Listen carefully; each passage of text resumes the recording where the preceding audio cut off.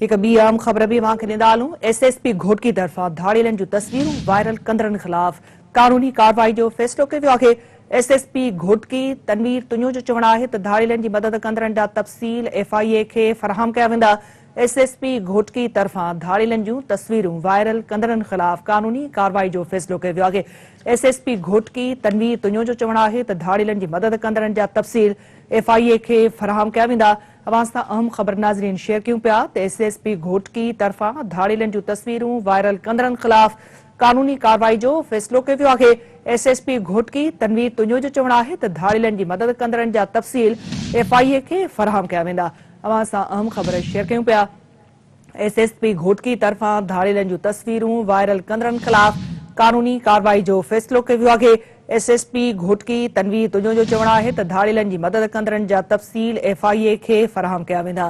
SSP Ghotki तरफ़ां धाड़ेलनि जूं तस्वीरूं वायरल कंदड़नि ख़िलाफ़ कानूनी कार्रवाई करण जो फ़ैसिलो कयो वियो आहे। SSP घोटकी तनवीर तुनियो जो चवणु आहे त धाड़ेलनि जी मदद कंदड़नि जा तफ़सील FIA खे फ़राहम कया वेंदा।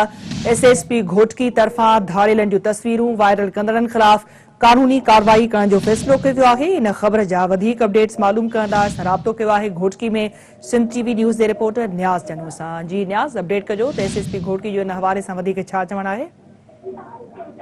जी बिल्कुल निदा ही SSP Ghotki Tanveer Tunio social media ते हलंदड़ मुख़्तलिफ़ ख़बरुनि जो नोटिस वरितो आहे।